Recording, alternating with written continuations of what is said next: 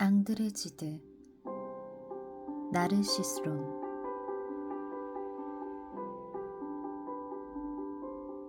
낙원은 크지 않았다. 완벽했다.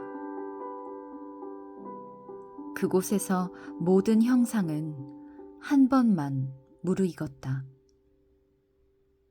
하나의 정원이 모든 것을 품었다.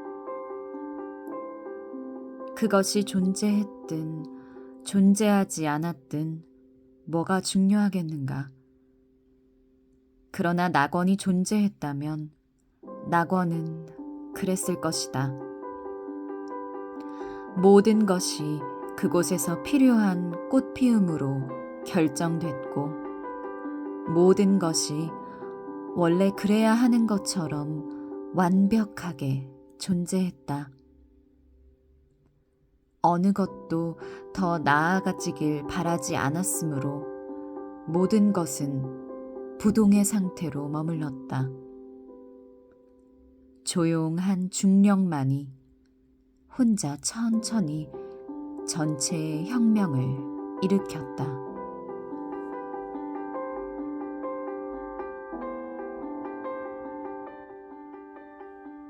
과거에도 미래에도 비약을 멈추지 않으므로 낙원은 낙원이 된 것이 아니다.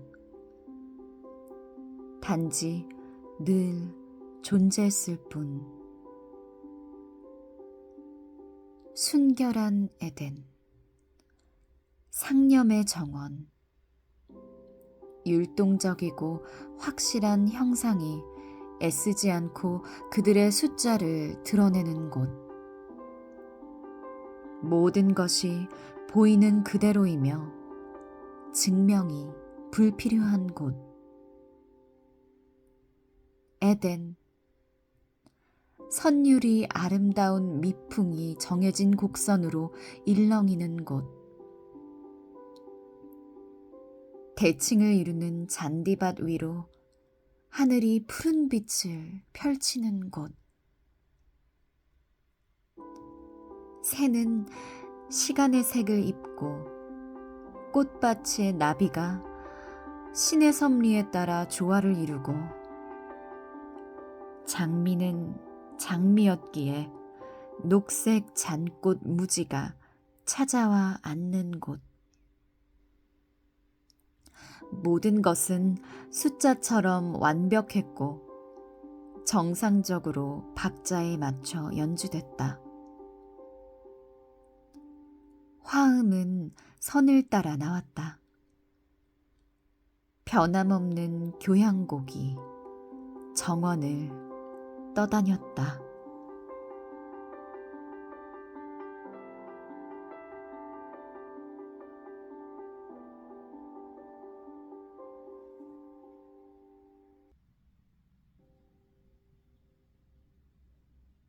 에덴의 중심에 우주수가 있었다.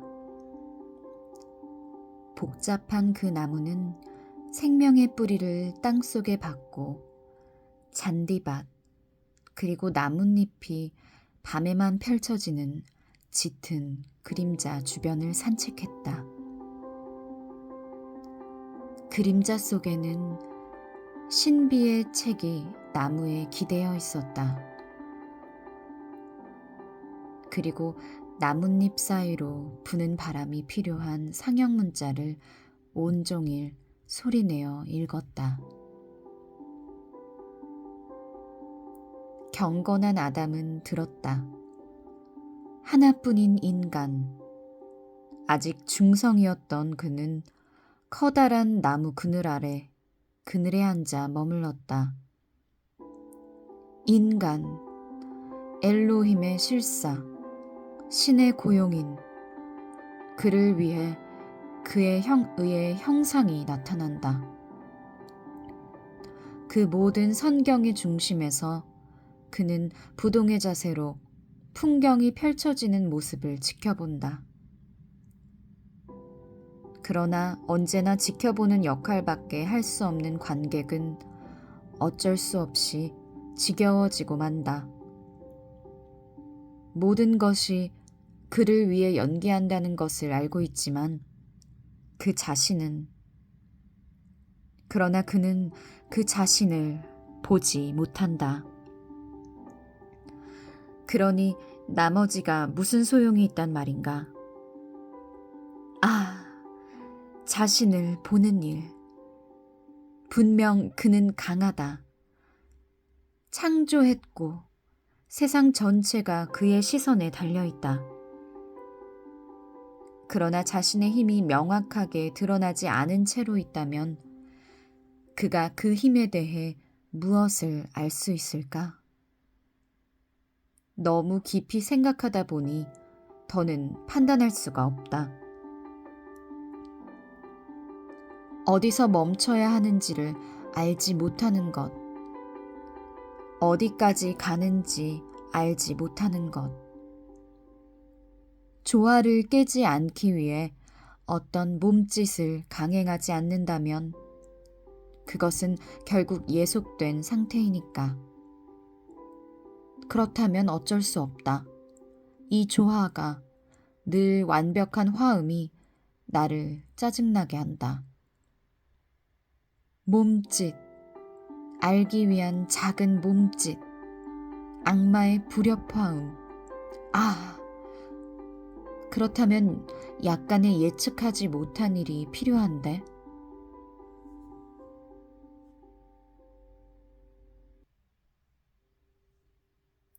아, 움켜잡는다.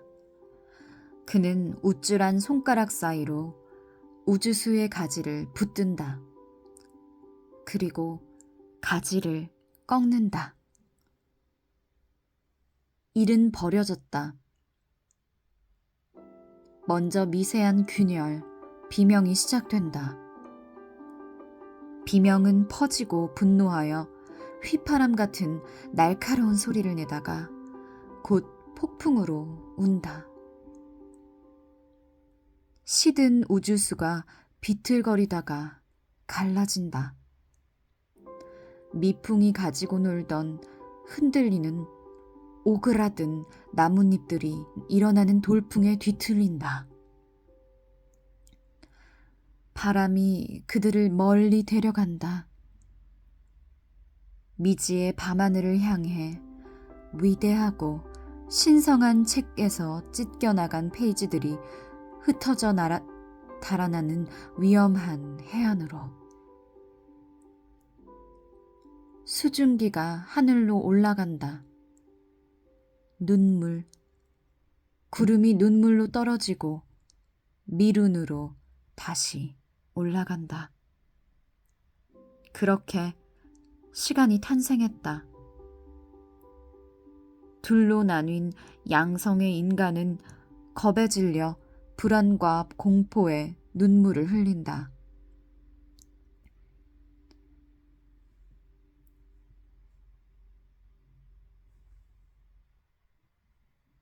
그는 새로운 성과 함께 자신과 다를 바 없는 반쪽을 향한 불안한 욕망이 솟아남을 느낀다.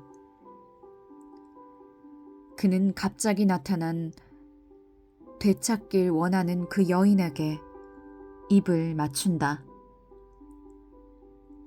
여인은 자신을 통해 완벽한 존재를 재창조하려는 여기서 이 종을 멈추고자 하는 눈먼 노력 속에서 자신의 가슴으로 새로운 미지의 종족을 뛰놀게 할 것이며 곧 아직 완전하지도 충분하지도 않은 다른 존재를 시간 속으로 밀어낼 것이다.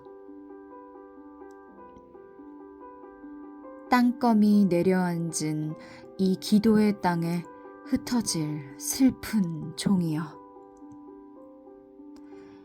낙원의 기억은 너의 도취를 짓밟으러 올 것이다.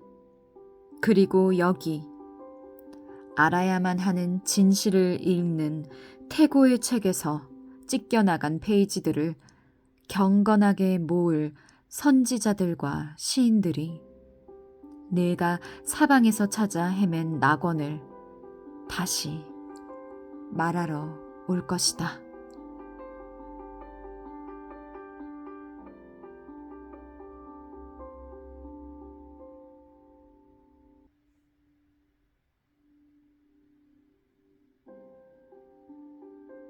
나르시스가 뒤를 돌아봤다면 나는 그가 어느 푸른 둑길을, 어쩌면 하늘을, 나무를, 꽃을 봤으리라 생각한다.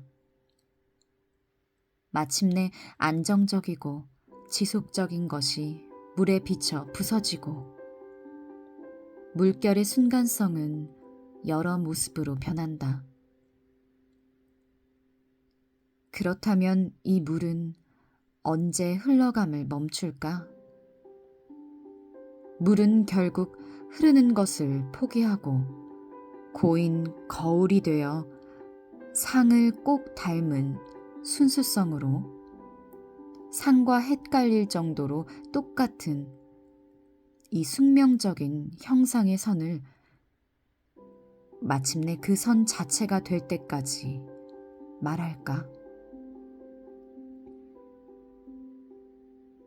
그렇다면 시간은 언제 흘러감을 멈추고 이 흐름이 쉴 수 있도록 내버려 둘까? 형상, 신성하고 오래 변함없는 형상. 다시 나타나기 위해 휴식만을 기다리는 당신. 오, 언제, 어느 밤에, 어느 침묵에 당신은 자신을 다시 결정하시렵니까? 낙원은 항상 다시 세워져야 한다. 그것은 저기 멀리 북극에 있는 것이 아니다. 그것은 어떤 모습을 가장한 채로 있다.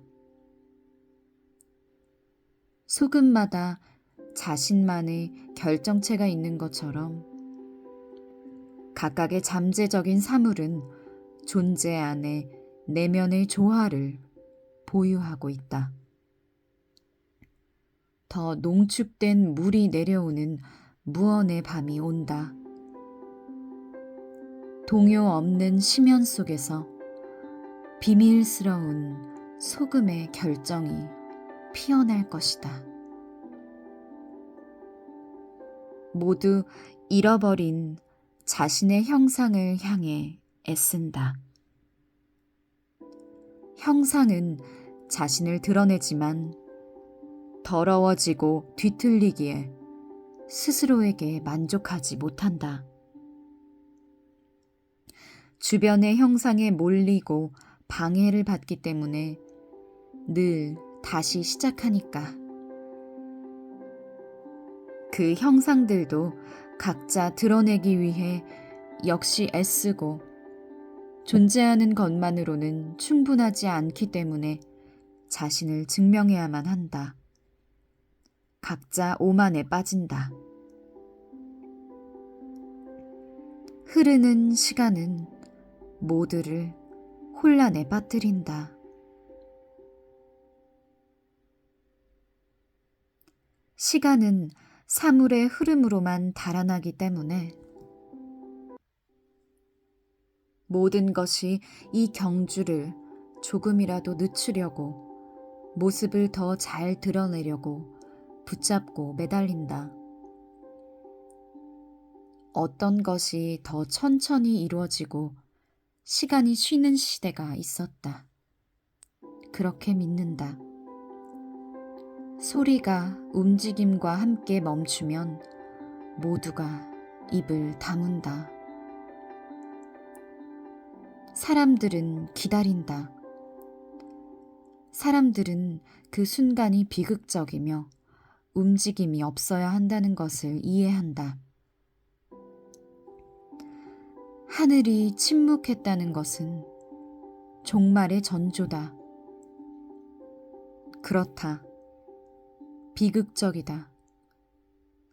새로운 시대가 시작하는 하늘과 땅이 묵상하는 7개의 인장으로 봉인된 책이 펼쳐지는 모든 것이 영원한 자세로 멈추는 비극적인 시대다. 그러나 시간이 끝날 것이라고 믿는 선별된 땅에 몇몇 성가신 아우성이 나타난다. 옷을 나눠 입는, 제복내기로 주사위 놀이를 하는 탐욕스러운 군인들 몇몇이 늘 그곳에 있다. 성녀들이 황홀감에 움직이지 못할 때 찢어진 베일은 사원의 비밀을 전해줄 것이다. 모든 창조물이 마침내 궁극의 십자가에 못 박히는 그리스도를 응시할 때 그는 마지막 말을 내뱉는다.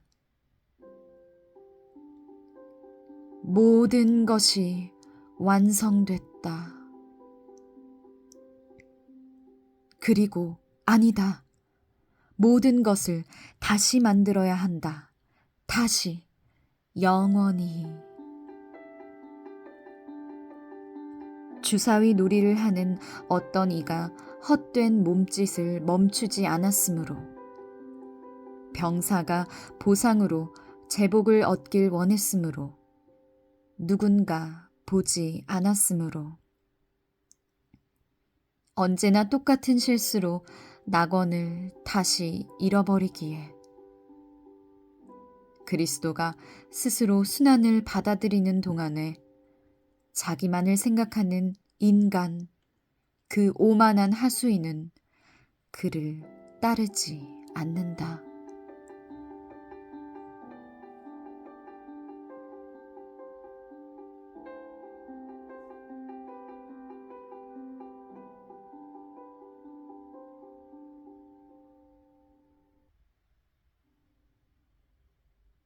그리스도를 다시 사경에 빠뜨리기 위해 매일같이 이어지는 끝없는 미사와 기도하는 자세의 청중, 하나의 청중.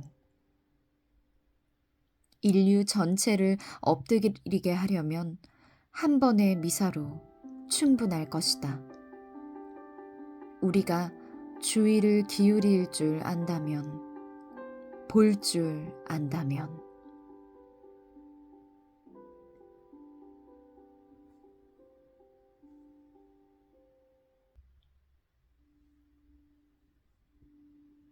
시인은 보는 사람이다. 그렇다면 그는 무엇을 보는가? 바로 낙원이다. 낙원은 사방에 있으니까. 겉모습을 믿지 말자. 겉모습은 불완전하다. 겉모습은 자신이 은닉한 진실을 우물쭈물 말한다. 시인은 다 말하지 않은 것을 이해해야만 하고 다시 진실을 말해야 한다. 그렇다면 학자는 아무것도 하지 않는가? 그도 사물의 원형과 계승의 법칙을 연구한다. 그는 마침내 모든 것이 정상적으로 정돈된 이상적으로 단순한 세상을 재구성한다.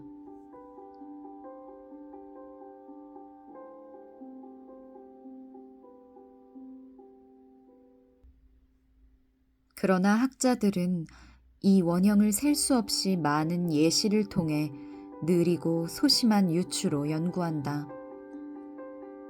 그들은 확실함을 바라는 이들로 겉모습에 집중하고 추측을 거부하기 때문이다. 무언가로부터 창조하고 추측할 줄 아는 시인은 상징 하나만으로도 충분히 원형을 밝혀낸다. 시인은 겉모습은 구실이며 세속적인 눈이 집중하는 원형을 감추지만 동시에 그것이 거기 있음을 보여주는 옷일 뿐임을 알고 있다. 경건한 시인은 응시한다. 그는 상징을 연구하고 조용히 사물의 중심으로 깊숙이 내려간다. 예언자, 사상, 불완전한 형태를 지지하는 존재의 조화로운 여러 내면을 지각했을 때 그는 그것을 이해하고 시간 속에서 일시적인 옷을 입은 그 형태를 염려하지 않는다. 그는 그것을 다시 영원한 형태로 진정한 마침내 최후의 형태, 천국 같은 투명한 형태로 만들 줄 안다. 왜냐하면 예술작품은 사라진 에덴에서 그랬듯이 정상적인 질서와 필요한 질서가 상호적이고 대칭적인 종속관계 안에서 모든 형상을 갖추는 말의 오만이 생각의 자리를 대신하지 않는 문장은 리듬감이 있고 분명하며 상징은 그보다 더하지만 순수한 말이 투명해지고 계시자가 되는 크리스털, 낙원의 일부와 이념이 더 높은 순도로 다시 꼽힌다. 이기 때문이다. 어떤 작품들은 침묵 속에서만 명확해진다. 그러나 가끔 시나이 반도의 모세처럼 사물과 시간으로부터 도망쳐 스스로 고립시킨 숨은 예술가가 수선스러운 사람들 위로 빛의 후광에 둘러싸인 군중숲 속 침묵에서 나오기도 한다.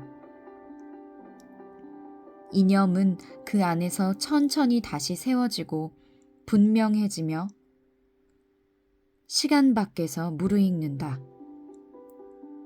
그러니 시간 속에 있지 않은 그 이념의 시간은 아무것도 할 수 없을 것이다. 더 이야기해보자.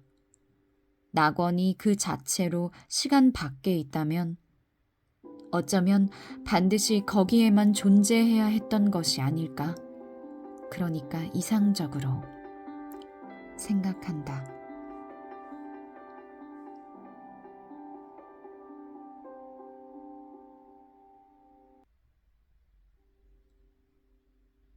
그러나 나르시스는 강에서 사랑의 욕망이 이 시선을 변질시키는 것을 응시한다. 그는 꿈꾼다. 외롭고 미숙한 나르시스는 이 연약한 상과 사랑에 빠진다. 그는 사랑의 갈증을 해소하고자 그것을 쓰다듬기 위해 강 위로 몸을 숙인다. 그가 몸을 기울이자 갑자기 그 환상은 사라져버린다. 그는 자신의 입술을 맞이하러 강에서 나온 내민 두 입술과 두 눈, 그것을 보는 자신의 두 눈만을 본다. 그는 그것이 자신이라는 사실을 깨닫는다. 욕망으로 뻗었던 힘없는 그의 팔이 부서진 외형을 통과하여 텅 빈 푸르름을 뚫고 낯선 요소 속으로 처박힌다. 그는 이제 몸을 조금 일으킨다. 얼굴이 멀어진다. 물의 수면은 이미 그랬듯이 알록달록 자신을 꾸미고 상은 다시 나타난다. 그러나 나르시스는 그것에 입을 맞추는 것이 불가능하다고 생각한다. 하나의 상을 갈망해서는 안 된다. 그것을 소유하려는 몸짓이 그것을 찢는다. 그는 혼자다. 무엇을 해야 하겠는가? 그저 바라볼 뿐.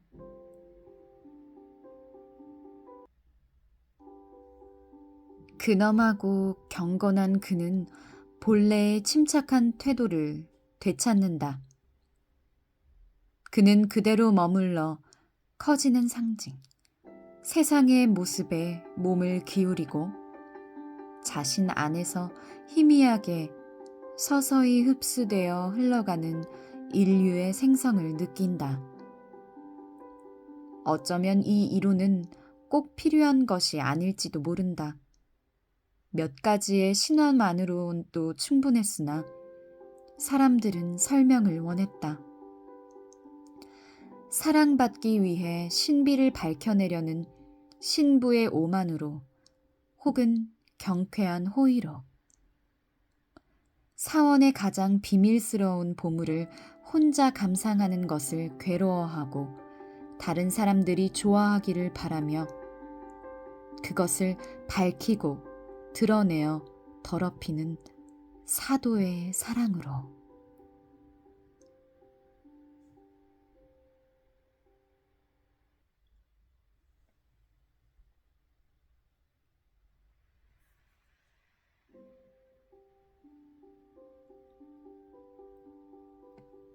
앙드레지드의 나르시스론을 낭독해 보았습니다. 앙드레지드는 프랑스의 소설가이자 비평가이고요. 19살 때부터 창작 활동을 시작해 1891년에 자전적인 첫 작품인 앙드레 발테르의 수첩을 발표했습니다. 프랑스 문단에 새로운 기풍을 불어넣어 20세기 문학에 큰 공을 세웠죠. 그 대표작인 좁은 문으로 노벨 문학상을 수상했고 그 외에 지상의 양식, 또 배덕자, 한 알의 미랄이 죽지 않는다면 등이 있습니다. 저는 창세기를 묵상을 하면서 그 태초의 낙원과 그리고 인간의 그런 나르시시즘에 대해서 생각을 해봤습니다. 그래서 이 편이 굉장히 와닿았고요. 봄날의 책 세계 산문선 가만히 걷는다. 신유진 작가가 엮고 옮긴 이 글을 여러분께 소개하며 낭독을 해봤습니다. 그래서 이 책에는 귀스타프 플로베르, 기드 모파상, 드니 디드로, 또 로베르 데스노스, 우리가 잘 알고 있는 마르게리트 듀라스, 또 마르셀 프루스트, 샤를 보들레르, 스탕달, 알베르 까미, 알퐁스 도데 이런 프랑스 문학을 이제 엮어서 이렇게 수록을 하고 있어요. 그래서 한정원 작가께서 다채롭게 영혼의 관능을 자극하는 책이라고 추천사에 적어주셨습니다. 책이 오늘은 이 책과 함께 했습니다. 감사합니다.